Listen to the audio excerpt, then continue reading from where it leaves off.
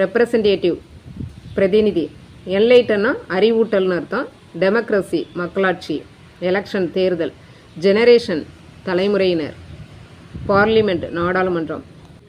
Hi friends, இந்த வீடியோவில் என்ன பார்க்க போகிறோங்கிறதுக்கு முன்னாடி நம்மளுடைய வீடியோஸ் எல்லாம் பிடிச்சிருந்துச்சுன்னா ஒரு லைக் போட்டுட்டு பாருங்கள். இந்த வீடியோவில் என்ன பார்க்க போகிறோம் அப்படின்னா 12ஆம் வகுப்பு புதிய புத்தகம் தமிழ் 2வது இயல் பயிற்சி வினாக்கள் பார்க்க போகிறோம். இயல் 1 வந்து பார்க்காதவங்க அந்த வீடியோ வந்து பார்த்துட்டு அதுக்கு பிறகு இந்த வீடியோவுக்கு வாங்க. ஃபர்ஸ்ட் கொஸ்டின் பாருங்க. தமிழில் திணை பாகுபாடு டேஸ் அடிப்படையில் பகுக்கப்பட்டுள்ளது. விடை வந்து பொருட்குறிப்பு. அடுத்து பாருங்க. உயர்திணை என்மனார் மக்கட் சுட்டே, அக்ரிணை என்மனார் அவரல பிறவே. இந்நூற்பா இடம்பெற்ற இலக்கண நூல் தொல்காப்பியம். அடுத்து பாருங்க. யார் ஏது ஆகிய வினாச்சொற்கள் பயனிலையாய் அமைந்து உணர்த்தும் திணைகள் முறையே என்ன அப்படின்னா, யாருங்கிறது உயர்திணையை தான் குறிக்கும், எது அப்படிங்கிறது அக்ரிணையை குறிக்கும். அடுத்து பாருங்க. பொறுத்துக. அவன் அவள் அவர் என்னன்னா பதிலிடு பெயர்கள். நாங்கள் முயற்சி செய்வோம், இது என்ன அப்படின்னா உளப்படுத்தா தன்மை பன்மை. நாங்கள் முயற்சி செய்வோம் உளப்படுத்தா தன்மை பன்மை அப்படின்னா நம்ம பார்த்துருக்கோம். உளப்படுத்தா தன்மை பன்மை இது படிச்சிருந்தீங்கன்னா தெரிஞ்சிருக்கும். என்னன்னா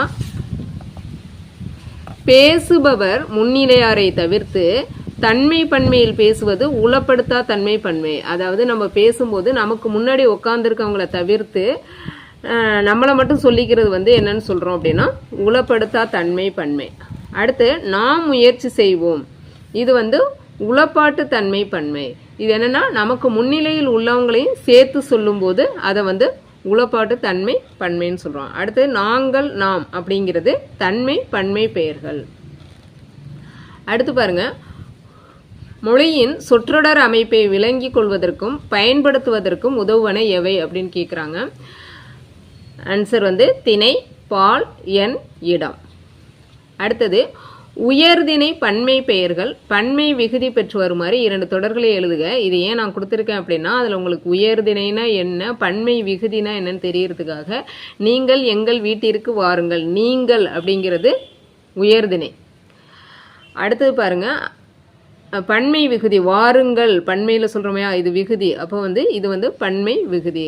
அடுத்து வந்து அவர்கள் ஆலயம் வந்தார்கள், அவர்கள்ங்கிறது உயர்திணை, வந்தார்கள்ங்கிறது பன்மை விகுதி. அடுத்து பாருங்க. பொறுத்துக.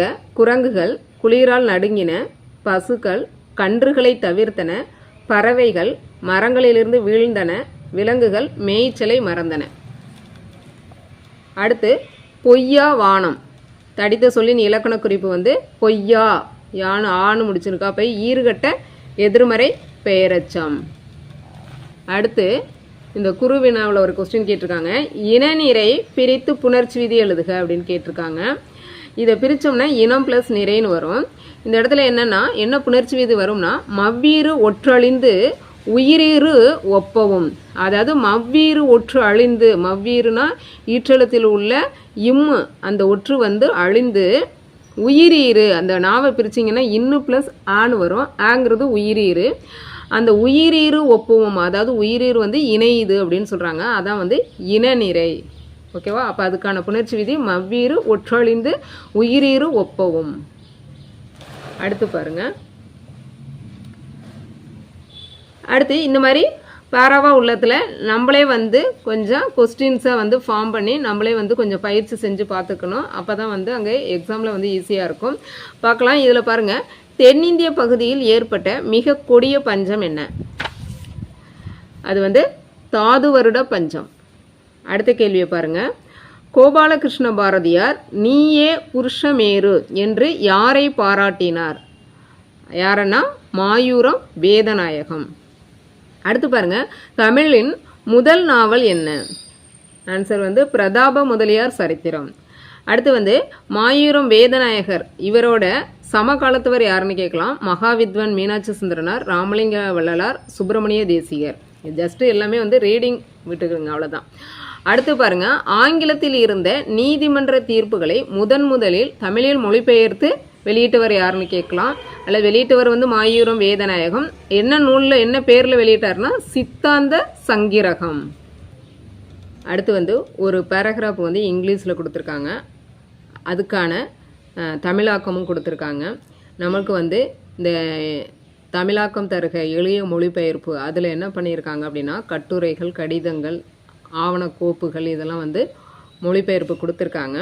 அதனால் இந்த பேராகிராஃபை கொடுத்துட்டு கூட ஏதாவது இங்கிலீஷ் வார்த்தைகளுக்கு தமிழ் மீனிங் கேட்கலாம். அதனால் இதில் இம்பார்ட்டண்ட்டாக உள்ள வார்த்தைகளுக்கு தமிழ் மீனிங் என்னங்கிறத இந்த சைடும் வந்து குறிச்சிருக்கேன். அந்தந்த நம்பருக்கு நேராக இந்த சைடும் நம்பர் போட்டிருப்பேன். அதுக்கான பொருள் அதுதான். பாருங்கள், டெவஸ்டேஷன் பேரழிவு, டிஃபாரஸ்டேஷன் காடுகள் அழிப்பு, கிரீன் பெல்ட் மூவ்மெண்ட் பசுமை வளாக இயக்கம், ரீஜைன் மண்டலம் ஃபியல் எரிபொருள், ஹால்ட்டிங் அப்படின்னா ஓய்வெடுத்தல், சாயில் இரோஷன் மண்ணரிப்பு, டெசர்டிஃபிகேஷன் பாலைவனம், ரெப்ரசன்டேட்டிவ் பிரதிநிதி, என்லைட்டன்னா அறிவூட்டல்னு அர்த்தம், டெமோக்ரஸி மக்களாட்சி, எலெக்ஷன் தேர்தல், ஜெனரேஷன் தலைமுறையினர், பார்லிமெண்ட் நாடாளுமன்றம், 30 மில்லியன் அப்படின்னா 3 கோடி, டென்ஸ் ஆஃப் தௌசண்ட்ஸ் பல்லாயிரக்கணக்கான, சஸ்டைனபிள் நிலையான, சோசியல் ஃபாரஸ்ட்ரி ஸ்கீம் சமூக காடுகள் வளர்ப்பு திட்டம். ஓகேவா, இது அப்படியே நீங்கள் நோட் பண்ணிக்கிட்டு படிச்சுக்கலாம். அடுத்து பாருங்கள், மயங்கொலி சொற்களை ஒரே தொடரில் அமைத்து எழுதுக. இப்போ இதுக்கான மீனிங் வந்து நான் நேற்று கொடுத்த பிடிஎஃப்லேயே இருக்கும், இருந்தாலும் ஒரு டைம் பார்க்கலாம். தலைனா வந்து உறுப்பு, தலை கட்டுதல், தலை அப்படின்னா இலை, கலைனா அழகு, களை அப்படின்னா தேவையில்லாத பயிர்களை நீக்குதல், களை அப்படிங்கிறது மூங்கில், அலை அப்படின்னா கடல் அலை, இந்த அலை அப்படிங்கிறது புற்று, அழைனா அழைத்தல். அடுத்து விலைனா இப்போ காய்கறியினுடைய விலை என்ன, விலை அப்படின்னா விளைச்சல், விளை அப்படின்னா விரும்புதல். ஓகேவா, அடுத்து பாருங்கள், இலக்கிய நயம் பாராட்டுக. இதில் பாருங்கள், நம்மளுக்கு முதல் எழுத்து ஒன்றி வந்துச்சுன்னா அது என்னன்னு சொல்கிறோம், மோனை. அப்போ வெட்டி அடிக்குது, வீரம், இது ரெண்டும் வந்து மோனையில் வரும். 8 திசையும் எங்கனம், இது மோனை. அடுத்தது 2ஆம் எழுத்து ஒன்றி வந்துச்சுன்னா அது எதுகை. அப்போ வெட்டி அடிக்குது, கொட்டி, அது ரெண்டும் எதுகை. அடுத்து வந்து சட்டம், 8, இது ரெண்டும் எதுகை. அடுத்து கடைசி எழுத்து ஒன்று வந்துச்சுன்னா அது வந்து என்னன்னு சொல்கிறோம், இயைபு அப்படின்னு சொல்கிறோம். அப்போ இடிக்குது, விண்ணை இடிக்குது, விண்ணை குடையுது, கொட்டி கணைக்குது, இது வந்து இயைபு இடம்பெற்றிருக்கு. அடுத்தது இது என்ன அணி அப்படின்னா இயல்பு நவிர்ச்சி அணி, இயல்பு நவிர்ச்சி அணி. ஓகே, அடுத்தது இதில் பாருங்கள், நமக்கு வந்து பின்னாடி வந்து டிரான்ஸ்லேஷன் வந்து கொடுத்துருப்பாங்க. தொடர்வண்டி நிலையம் சம்பந்தமாக டிரான்ஸ்லேஷன், பிளாட்ஃபார்ம் நடைமேடை, ட்ரெயின் ட்ராக் இருப்பு பாதை, ரயில்வே சிக்னல் தொடர்வண்டி வழிக்குறி, டிக்கெட் இன்ஸ்பெக்டர் பயணச்சீட்டு ஆய்வர், லெவல் கிராசிங் இருப்பு பாதையை கடக்கும் இடம், மெட்ரோ ட்ரெயின் மாநகர தொடர்வண்டி. ஓகே ஃப்ரெண்ட்ஸ், இயல் 2 வந்து இதோட முடிவடைந்தது. இதே மாதிரி நம்ம ஒவ்வொரு இயலாக வந்து பார்த்துக்கிட்டு வந்துடலாம். நம்மளுடைய வீடியோஸ் எல்லாம் பிடிச்சிருந்துச்சுன்னா லைக் பண்ணுங்கள், ஷேர் பண்ணுங்கள், கமெண்ட் பண்ணுங்கள். ஓகே, சப்ஸ்கிரைப் பண்ணிக்கோங்க. நம்மளுடைய வீடியோ வந்து உடனுக்குடனே வரும். நம்ம பிப்ரவரிக்குள்ளே வந்து முடிக்கணும். அதனால் நீங்களும் கோஆப்ரேட் பண்ணி என் பின்னாடியே வந்து படிச்சுட்டு வந்துட்டீங்க அப்படின்னா கண்டிப்பாக வந்து உங்களுக்கு தமிழ் முடிச்சிட்டிங்க அப்படின்னா அதுக்கு பிறகு வந்து கரண்ட் அஃபேர்ஸ்லேயும் மேத்ஸ்லேயும் வந்து கான்சன்ட்ரேஷன் பண்ணலாம். ஓகே ஃப்ரெண்ட்ஸ், நன்றி. நெக்ஸ்ட் வீடியோவில் பார்க்கலாம். நன்றி.